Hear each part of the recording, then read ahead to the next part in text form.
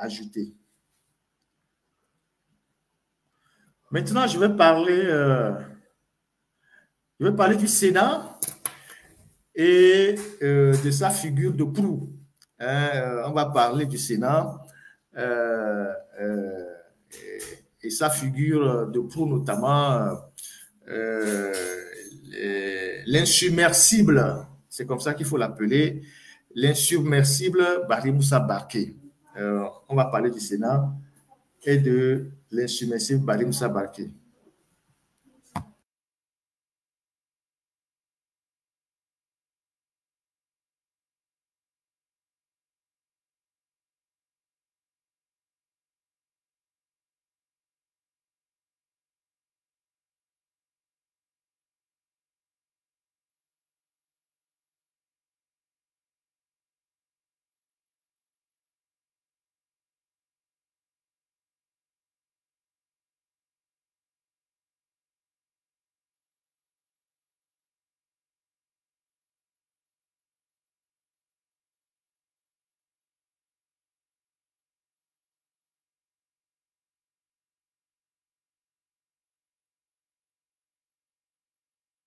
Alors, pour le Sénat, donc, il y a eu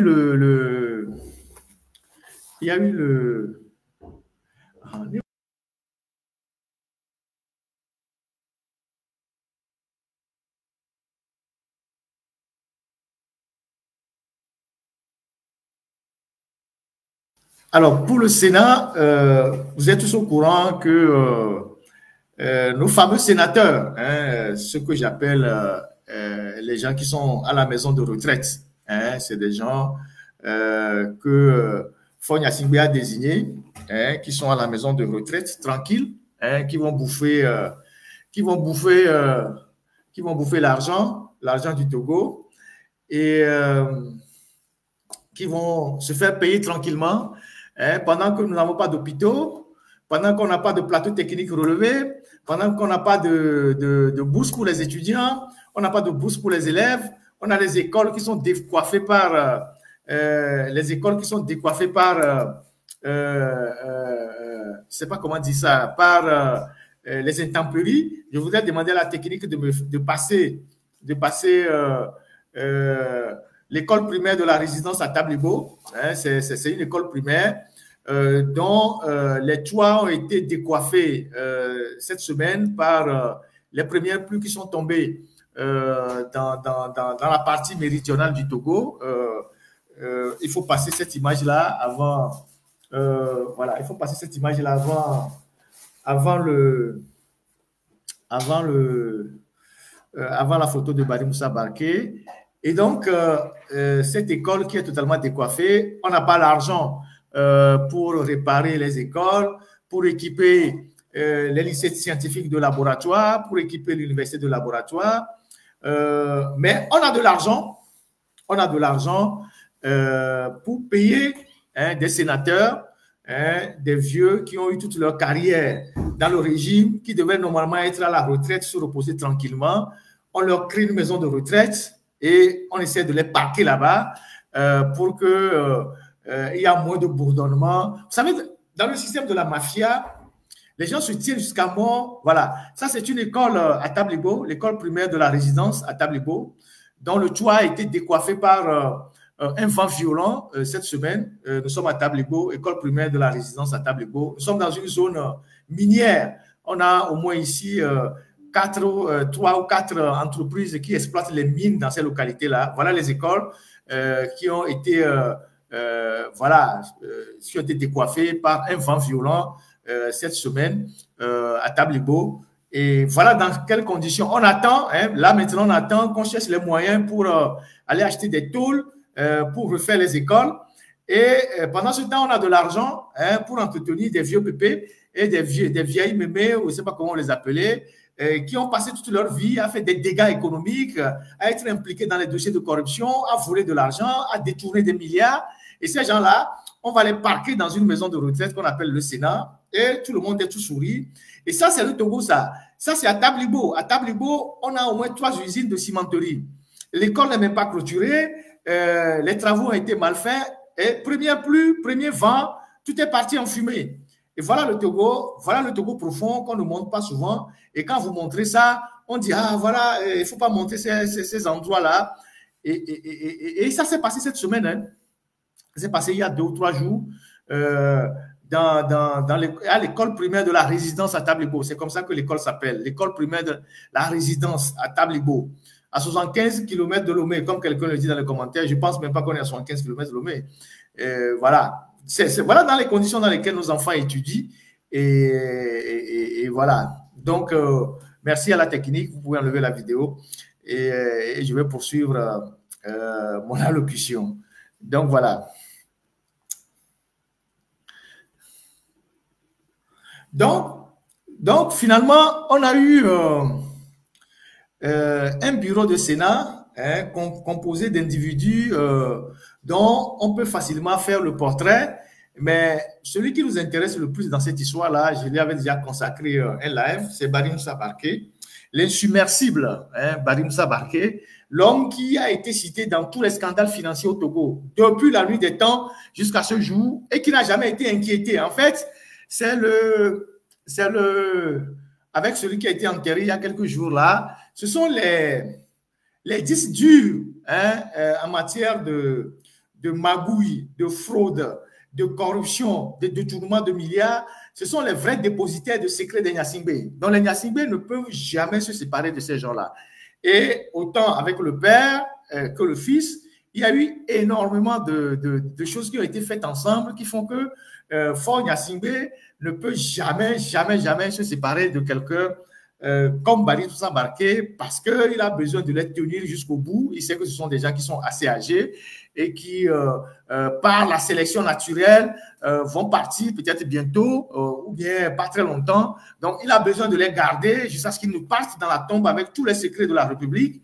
Et donc, de temps en temps, ils flattent leur ego, ils leur donnent un peu de responsabilité pour leur dire « Ouais, papa ne vous a pas oublié, moi aussi je ne vous ai pas oublié. Il faut qu'on soit ensemble, il faut que vous soyez fidèles jusqu'au bout. » Alors, moi, je ne vais pas refaire le parcours de Barry Moussa Barké ici. Tout le monde le connaît, en tout cas, peut-être les jeunes. Mais c'est quelqu'un autour duquel on a construit un mythe. On a construit un faux mythe, comme les attentats de Sarakawa et tout ce que vous savez là, que quand il a étudié en Europe, à la Sorbonne, on a écrit sur le mur de la Sorbonne, quand vous arrivez, que faites comme Barry Moussa Barké. Bon, ceux qui sont en France, beaucoup sont allés à la Sorbonne, ils n'ont jamais vu ça nulle part. Il n'y avait rien comme ça. Donc, c'est comme ça qu'on nous a dit, quand on était au cours primaire, qu'il y avait un Togolais tellement intelligent. Il était plus intelligent que Einstein. Voilà. Donc, mais on n'a jamais vu ce qu'il a inventé. Il était tellement intelligent que quand il a fréquenté chez les Blancs, il dépassait les Blancs, même les Blancs étaient derrière lui. Et à la fin, quand il a eu les diplômes, on a écrit sur la Sorbonne, faites comme Barry Moussa Barké. Bon, les gens qui sont en France là, vous avez vu ceux qui vont à la Sorbonne, vous avez vu ça quelque part? Vous avez vu, on a écrit sur un mur quelque part là-bas que faites comme Barry Moussa Barké. Zéro cocorico. Tout ça, c'est des trucs qu'on a inventés pour construire des mythes. Et à la fin, ces gens-là, ils sont arrivés de l'extérieur, ils n'ont servi qu'à plomber leur pays, à détruire leur pays pendant toute leur carrière. Et ils continuent de faire des trucs pendant que les jeunes sont en train de souffrir et tout ce que vous pouvez imaginer. Et donc, Barry Moussa Barké, et je vais évoquer 2 faits majeurs. On connaît son rôle dans les phosphates, je vais évoquer ça tout à l'heure, au port autonome de Lomé, je vais évoquer, au ministère des Finances. Partout où il est passé, on connaît les dégâts qui ont été créés par Barry Moussa Barké. Et il fait bien d'être discret parce que celui qui est mêlé à ce genre de choses ne fait pas de bruit pour que, au moins au niveau de la République, on puisse un peu l'oublier. Voilà. Et donc, le premier sujet sur lequel je voudrais évoquer le cas de Barry Moussa Barké, c'est la lagune de Lomé. Vous savez que Barry Moussa Barké, il est hydraulicien. Il est hydraulicien. Vous savez, sur les questions de l'assainissement, il y a plusieurs secteurs. Les questions liées à la maîtrise de l'eau, au secteur de la je ne sais pas comment ils appellent ça. Sur le point de l'hydrogéographie, il y a plusieurs spécialistes. Vous avez les géomorphologues, vous avez les hydrologues, vous avez les hydrogéologues, vous avez les hydrauliciens, et vous avez, il y a encore un qui m'échappe là. Donc, Barry Moussa Barké n'est pas ingénieur des ponts et chaussées, il est hydraulicien. Et dans ce cadre-là, c'est lui qui a eu l'idée et qui a soumis cette idée à Yadema d'assécher la lagune de Lomé avec un feu Gachem Ivedor, qui était lui le chef d'arrondissement hydraulique de la ville de Lomé. C'est les deux qui ont eu cette idée funeste. C'est une idée funeste qui crée jusqu'à ce jour les problèmes à la ville de Lomé, les problèmes d'inondation qu'on a dans la basse ville, c'est-à-dire les quartiers qui sont comme les quartiers de Hanoukope, Nikonakwe, Moutier V, jusqu'à Koré-Siwa. Et tout ça, c'est parce qu'on a asséché la lagune que tous ces quartiers sont inondés. Et c'est Barry Moussa Barké qui a eu cette idée et qui sont allés chercher cette entreprise hollandaise qu'on appelle Boka, qui a eu sa base vie à Kodjeviakope pour assécher la lagune. C'était une idée des plus farfelues qu'on n'a jamais connue. Vous avez vu déjà au Ghana, on a asséché la lagune. Vous avez vu en Côte d'Ivoire, on a asséché la lagune. Vous avez vu à Cotonou, on a asséché la lagune. Non. Mais au Togo, ils ont convaincu Yadema que le seul moyen je sais pas de faire quoi, c'est d'assécher la lagune. Et Yadema, lui, il voyait que le côté sécuritaire de la chose. C'est pour ça que, comme Yadema vivait au camp hérité, ils ont asséché la lagune jusqu'aux alentours du camp hérité. Parce que ils ont convaincu Yadema que si la lagune était praticable dans toute sa largeur, les terroristes ou les gens qui ont de mauvaises idées vont nager pour venir l'attaquer au camp hérité. Donc, vous allez constater que la zone qui a été la plus asséchée, c'est à partir de Bonké jusqu'au niveau du camp hérité, et puis on s'est arrêté là-bas. Si aujourd'hui, la grande partie de la ville de Lomé, en tout cas la partie ancienne, est inondée, c'est le résultat de ces gens-là. Lui et Feu Gachem Ivedor. C'est eux qui ont fait ça et qui ont englouti des milliards. Et si le fait d'assécher la lagune était une bonne idée, pourquoi aujourd'hui on fait le 4e lac? Pourquoi on recreuse Lomé? Si l'idée d'assécher la lagune était une très bonne idée, pourquoi aujourd'hui, à certains endroits, on rouvre la lagune? Puisque le 4e lac, c'est une ouverture du lit de la lagune. On a réouvert le lit de la lagune en mettant le 4e lac. C'est pour ça qu'aujourd'hui, l'eau n'arrive pas à circuler et que Lomé est inondé. Ça, c'est un de leurs résultats. Et le dimensionnement même, le circuit même de l'adduction d'eau à Lomé, c'est lui qui a eu ces idées-là et qu'aujourd'hui, la plupart des quartiers de Lomé ne sont pas desservis par la TDE parce que les châteaux sont mal positionnés, il n'y a pas l'eau qui vient dans les robinets, il n'y a pas ci, il n'y a pas ça, c'est lui. Et donc, tout ce qui est les mines, l'énergie, l'eau, c'est lui qui a contrôlé ce secteur pendant au moins 40 ans, avec toutes les magouilles qui ont suivi. Mais si vous parcourez Lomé jusqu'à Saint-Cassé, vous ne verrez nulle part où M. Barry Moussa Barké a installé une usine pour employer des gens, a installé ne serait-ce qu'une petite savonnerie pour exploiter les gens ou bien pour employer les gens. Les gens qui sont sortis la dernière fois à Mandouri pour organiser une marche là, la question qu'on devait leur poser, Barry Moussa Barké qui était un hydraulicien, est-ce qu'il a au moins fait beaucoup de forage pour régler le problème d'eau qui se pose dans la région des savanes, où les gens vont chercher de l'eau dans les rivières? Nous avons fait plusieurs articles, on a fait plusieurs dossiers de la région des savanes où les gens vont dans les rivières qui sont asséchées pour aller chercher de l'eau.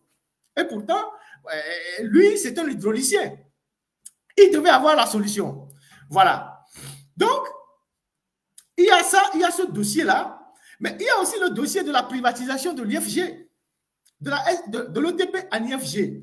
Et ce dossier de la privatisation de l'IFG et de l'OTP à l'IFG, il y a 18 ans, j'avais traité ce dossier de façon assez professionnelle.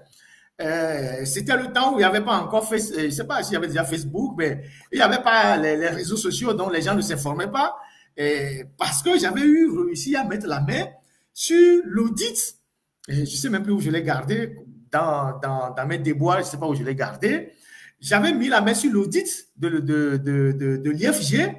Et dans ce dossier-là, les personnes les plus incriminées à l'époque, dans le dossier, l'échec de la privatisation de l'OTP à l'IFG, les 3 figures emblématiques qui étaient qui était au cœur de ce scandale, il y avait Faure Gnassingbé, qui était conseiller de son père, qui n'était pas encore rentré au gouvernement. Il y avait Charles Debache, le constitutionnaliste mercenaire, et il y avait Barry Moussa Barké. Et donc, lorsque le conflit a paralysé le fonctionnement de l'IFG, parce que les Juifs tunisiens qui ont investi dans la filière pour relancer la filière ont mis 20 millions de dollars. Donc, cet argent, une grande partie de cet argent a été détourné. Et ça a créé des conflits internes. Et finalement, ils sont allés à la justice et la justice a mis la société sous administration provisoire. Vous voyez? Et c'est comme ça que ça s'est terminé, l'échec de la privatisation de l'ETP en IFG. Et donc, les 20 millions de dollars ont disparu comme par enchantement. Et donc, quand le conflit a éclaté, et Yadema, qui était très furieux, a demandé à ce qu'on puisse lui faire le point de la situation. Et donc, quand ils sont allés à la justice et que le tribunal a mis l'IFG sous administration provisoire, la justice a nommé à l'époque le colonel, je ne sais pas s'il était commandant ou capitaine, Panassa Awoki. Je pense qu'aujourd'hui, il est colonel. C'est lui qui est l'ambassadeur du Togo au Ghana. Voilà. Et actuellement, c'était... je ne sais pas s'il était commandant à l'époque ou capitaine, mais c'est lui qui a été nommé par la justice pour gérer provisoirement l'OTP. Et dès que lui arrive à la tête de l'OTP, comme toute administration provisoire, il fait un audit. Et les résultats de l'audit sont tellement accablants. Et lorsqu'on a présenté les résultats de l'audit à Yadema, Yadema était dans tous ses états et il voulait arrêter les auteurs de ce scandale-là, en commençant par Barké et Debache. Debache, lui, il était français, donc il était plus ou moins un peu protégé. L'ambassadeur de France à l'époque à Lomé, je ne sais même plus comment il s'appelait, est intervenu dans ce dossier-là pour calmer la colère de Yadema. Et Barké, Barry Moussa Barké était en France, il se soignait, et il devait rentrer, et ils avaient prévu de l'arrêter s'il rentre. Parce que, justement, il était très impliqué dans cette affaire-là, et l'audit a montré que c'est eux qui se sont partagés les sous. Et donc, finalement, il rentre au Togo, et c'est lui qui confie que il n'était pas le seul à bouffer les sous, et que le fils même du patron, c'est-à-dire Faure Gnassingbé aussi, avait pris une grande partie des sous. Vous voyez les secrets qu'il est lié? Et c'est dans la foulée de ces événements-là, c'est dans la foulée de cette affaire-là, des sous disparus à l'IFG et tout ce que vous pouvez imaginer, qui se fait poignarder de façon aussi mystérieuse par son neveu. Et l'histoire autour de cet incident est assez profond. Et donc, il se fait poignarder par son neveu. Et donc, après, donc, il y a eu cette administration provisoire. Donc, les Juifs tunisiens ont été écartés de la gestion. La justice a choisi Panassa pour gérer la filière. Et dès que Faure devient ministre, je pense en 2003, dès que Faure devient ministre des mines, postes, équipements, et je ne sais pas, il avait un grand ministère en 2003 quand il est rentré au gouvernement. La première personne que Faure limoge dans les phosphates, c'est le colonel, c'est le commandant Panassa. Parce que c'est par lui que le malheur est arrivé. C'est-à-dire c'est lui qui a fait l'audit et qui a permis à Yadema de savoir que l'argent a été détourné par ses collaborateurs immédiats, donc les 3 personnes que je vous ai citées là. Et donc, quand Faure devient ministre, il limoge immédiatement Panassa. Et Panassa n'a plus eu une véritable ascension dans sa carrière. Il limoge Panassa et il le change par Charles Takou, quelqu'un qui était proche de lui. Il limoge immédiatement Panassa parce que c'est par Panassa que l'audit est arrivé, que le scandale a éclaté. Et donc, il limoge Panassa et il le remplace par un de ses amis fidèles qu'on appelle Charles Takou, qui lui aussi, je pense, n'a pas fait plus de 3 ans à la tête de l'IFG avant que Faure ne devienne président de la République. Et comme ils savent qu'ils ont fait les magouilles à l'IFG, ils ont changé le nom de la société qu'ils ont appelé désormais SNPT. C'est comme ça que c'est passé. Donc, c'est un dossier que je maîtrise très bien parce que je l'ai traité il y a au moins 18 ans. J'avais eu la chance d'avoir ce rapport-là, ce audit-là, et qui impliquait ces trois personnalités. Il y avait des remous autour de Yadema qui étaient fâchés, qui voulaient les arrêter. Et donc, ce n'est pas surprenant que Faure Gnassingbé puisse garder le plus longtemps possible autour de lui. Bari Moussa Barké, qui est son conseiller, qui est chancelier de la République et qui est maintenant président du Sénat, parce que ce monsieur, il possède énormément de secrets, tout comme Bagna aussi qui est décédé, sur les biens de la famille Gnassingbé, comment ils se partagent les sous, comment les fonds ont été détournés et tout, et comment ils se sont enrichis. Le pétrole Gates que nous avons traité et qui a fait énormément écho, mais l'interface, c'est Bari Moussa Barké. L'interface directement de Zadjaki, c'est Bari Moussa Barké. C'est lui qui était leur interface à la présidence. C'est lui l'interlocuteur à la présidence. C'est lui à lui qu'ils allaient rendre compte. Et le fils de Bari Moussa Barké, qui s'appelle Yakin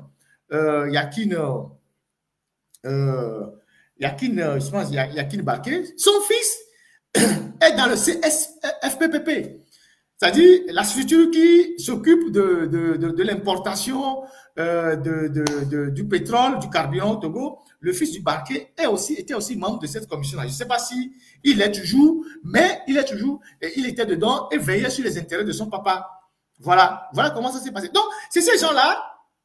Il y a l'exploitation de la mine de fer de Bangeli avec la société MM Mining. Il faut lire les rapports de l'ITIE. Il y a les rapports de l'ITIE de 2000 ou 98 ou peut-être même avant, qui ont parlé de cette société-là, dirigée par, je pense, un certain Rupani, qui ont détruit toute la zone de Bangeli là-bas, qui ont exploité la mine de fer, qui ont convoyé les fers à l'extérieur du pays, qui ont détruit l'environnement, qui n'ont rien fait là-bas pour les localités. Je demande à la technique de nous passer la mine de Bangeli, parce que j'ai une photo de cette mine-là, qui a abandonné, les routes qui sont en mauvais état, il n'y a pas d'électricité, il n'y a pas l'eau, la route qui passe par Bangeli qui va vers le Ghana, l'état de la route, dans une zone où on a exploité le fer pendant 10 ans ou 15 ans. Je demande à la technique de nous passer ces images-là et vous allez voir la mine de Bangeli, à quoi elle ressemble. Et puis elle est totalement abandonnée. L'Indien qui avait géré cette mine-là, je pense qu'il doit s'appeler, je ne sais pas, Rupani quelque chose. C'est quelqu'un qui a fait aussi des dégâts sur le plan environnemental. Il a coupé les arbres, les tecs et tout ça. Et lui aussi, un beau matin, il a disparu. C'était un protégé aussi débarqué.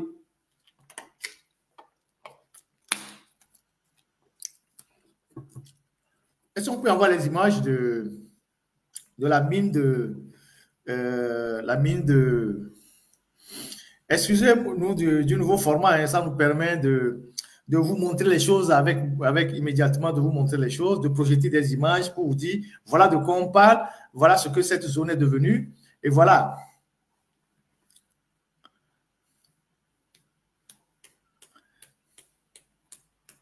Merci à la technique pour la diligence.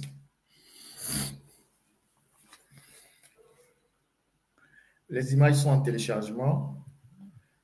Et voilà. Voilà le site de Bangeli où on exploitait le fer. Donc ça, c'est le site est abandonné. Les voitures, tout ce que vous voyez là, c'est à l'abandon. Il faut défiler d'autres images. Tout ça là, c'est à l'abandon.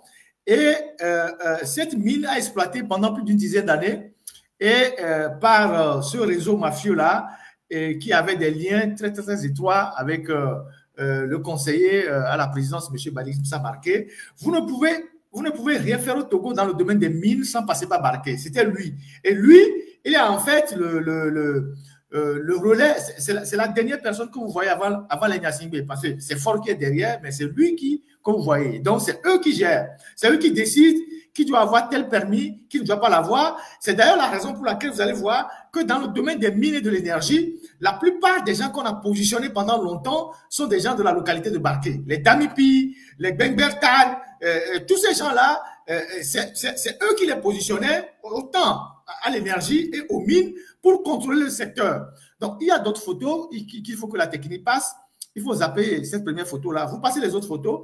Et ensemble, ils ont fait tous les dégâts. Vous avez vu ce qu'ils ont fait avec Contour Global. Si aujourd'hui, on a des problèmes en termes d'électricité, c'est aussi eux. C'est ce réseau-là avec les Damipi, tout ça. Et les Damipi, ce sont les filleuls de Barké.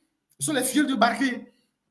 Donc, et même jusqu'à l'OTP, puisque ils ont aussi leurs éléments qui aujourd'hui continuent de détruire la société des phosphates à travers les contrats de sous-traitance, les contrats de livraison, la livraison de gasoil. Vous connaissez les sociétés Somayaf et tout ça. Ces gens-là, ils sont arrivés au Togo pour pouvoir prendre des gros contrats et livrer du fuel et du gasoil. Au niveau de la SNPT, c'est beaucoup d'argent. C'est ces gens-là qui s'en occupent. En tout cas, ils prennent une part du marché. Pendant ce temps, les Togolais sont là, ils voient juste quelques stations d'essence, ils ne savent pas que derrière ces stations d'essence-là, c'est des gros projets que ces gens-là prennent au niveau des phosphates et les gens, ils se partagent l'argent entre eux. Et donc, voilà comment le Togo est géré. Et c'est ces gens-là qui ont créé des dégâts économiques pour notre pays pendant des dizaines d'années, qui se retrouvent à la tête du Sénat. Si la technique peut continuer par nous passer les images de Manjeri, on en a vraiment besoin pour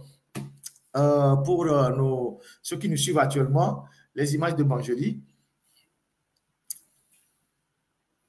Et donc, voilà, moi quand je parle, j'essaye de vous dire clairement comment les choses sont passées, parce qu'il y a une génération de jeunes qui ne connaissent pas ces gens-là, et quand on vient parler d'eux, les gens sourient, les gens crient, les gens les applaudissent, les gens ne savent pas que leur souffrance aujourd'hui, ce sont ces gens-là qui en sont en partie responsables. Ce sont ces gens-là qui ont créé des dégâts sur toute la chaîne des valeurs de notre pays et qui font que notre pays aujourd'hui n'a pas de route, n'a pas de chemin de fer.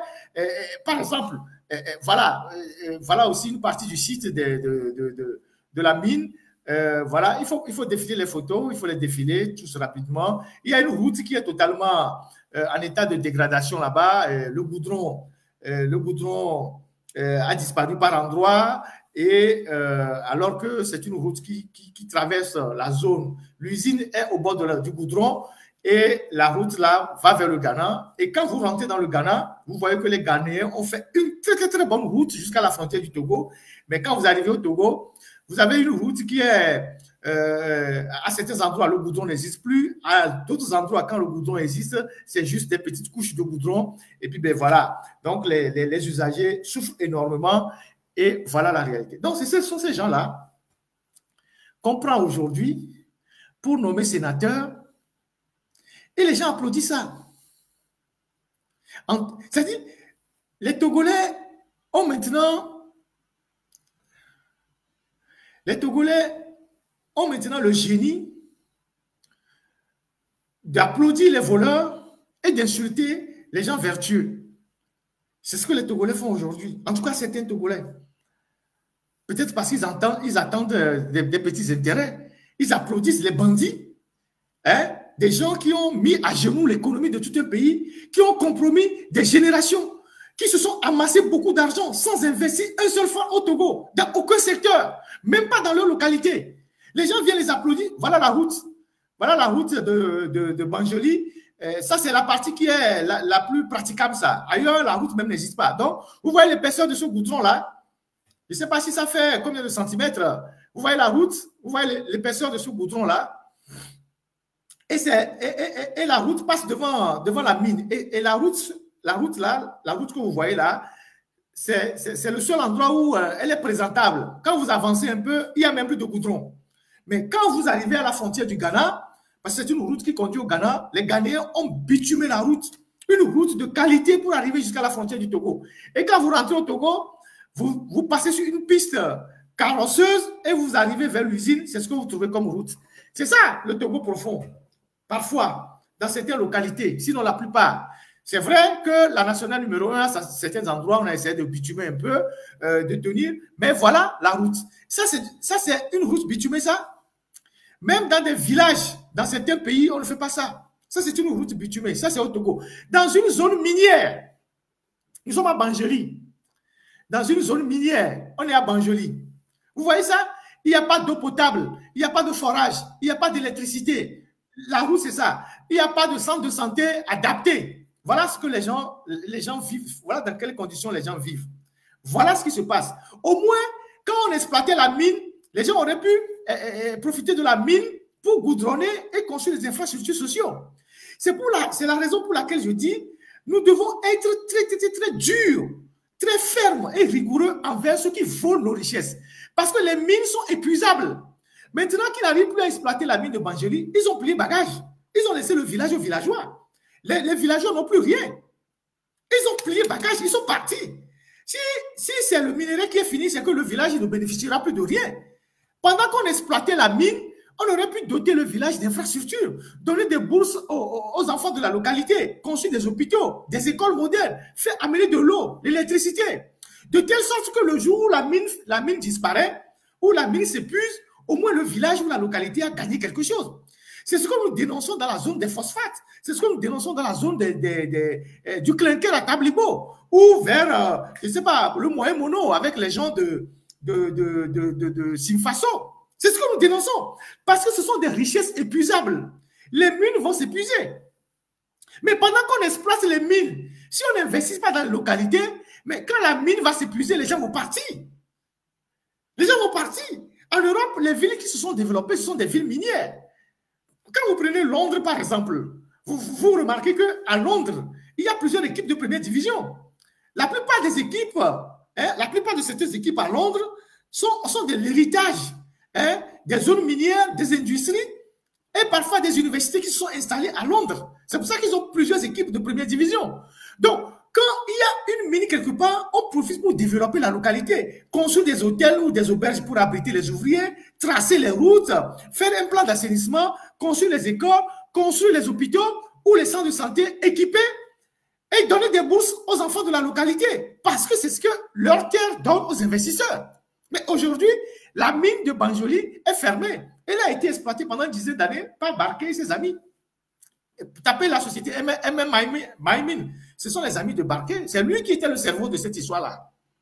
Et ce monsieur, posez-vous la question de savoir où est-ce qu'il a mis sa fortune. Où est-ce qu'il a casé sa fortune? De tout ce que nous disons là, où est-ce qu'il a casé sa fortune? Est-ce qu'il a créé une petite unité de production de Tchakpalo ou je ne sais quoi à Dapaon ou même une petite usine pour permettre aux enfants de la localité de travailler? Alors, ils ont apporté quoi à la République? Ils ont apporté quoi à la République? Et aujourd'hui, à presque 80 ans, ou je ne sais pas combien d'âge il a, c'est eux qui prennent encore la tête d'une institution pour se faire payer gratuitement par les contribuables, c'est-à-dire vous et nous. Donc nous allons prendre encore nos petits impôts pour entretenir des vieux qui ont passé toute leur vie à détruire la jeunesse, à détruire le pays. Ce n'est pas normal.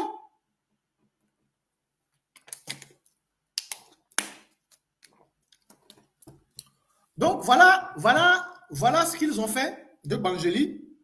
Après avoir exploité les mines, voilà ce qu'ils ont fait de Banjoli. Et ils l'ont abandonné. Et aujourd'hui, les gens sont là. Les gens n'ont pas d'eau potable. Les gens n'ont rien. Et c'est ainsi que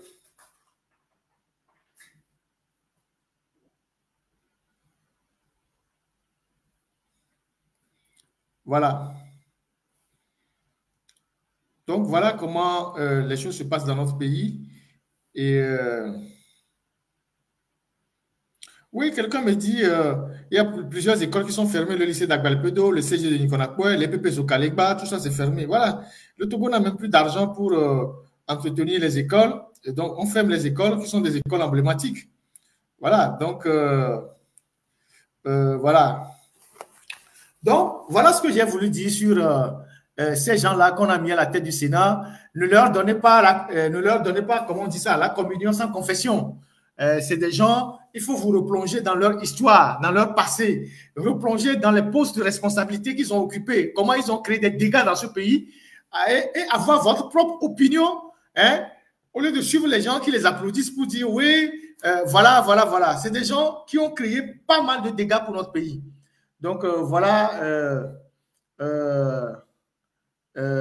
Voilà. Alors, je voulais aborder quelques réactions avant de terminer ce live. Il y a un monsieur qui m'écrit, il y a un monsieur qui m'avait envoyé un message sur le CMS Ladido Gomé, dont les installations électriques étaient vétustes et que ça prenait feu à tout moment. Et il m'a dit, après que j'ai passé l'information, il m'a dit la dernière fois, quand vous avez passé le message, le live, il m'a été rapporté que le lundi qui a suivi, très tôt, la CET a débarqué au CMS d'Agido Gomé. Ils ont instruit les responsables pour une demande de compteurs supplémentaires pour pouvoir faire une bonne répartition et alléger les compteurs. Bon, ça, c'est pour le CMS d'Agido Gomé. Maintenant, sur la situation de l'AMU et CNSS, il me dit que c'est une situation qui reste inchangée jusqu'à présent.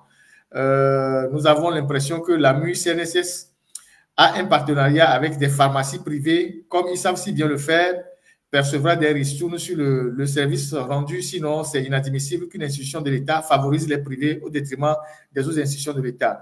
Nous voudrons informer le ministre de la Santé que si rien n'est fait dans les jours à venir, les prescripteurs, nous nous mobilisons pour boycotter la prise en charge des assurés de l'AMU CNSS dans nos différents centres, car nous ne pouvons pas venir au service et travailler pour les pharmacies privées. C'est les citoyens qui vont subir. Voilà. Donc, il envoie plusieurs préoccupations. Il dit, ma deuxième préoccupation concerne le concours de santé qui vient d'être lancé par monsieur le ministre de la fonction publique et de la santé. Il y a des agents qui ont fait 10 ans, voire 15 ans, 20 ans. Et aujourd'hui, ils ont dépassé l'âge pour pouvoir passer le concours. N'est-il pas possible de trouver une formule pour les embaucher directement, les reverser directement? Au troisième point, selon mes sources, l'État ne subventionne plus les USP et les CMSS. Mais bizarrement, ces derniers versent un montant de leur direction préfectorale, direction régionale à chaque année au terme d'appui à ces derniers. Le ministre de la Santé peut réagir. Bon, voilà. Donc, voilà les sujets que j'ai voulu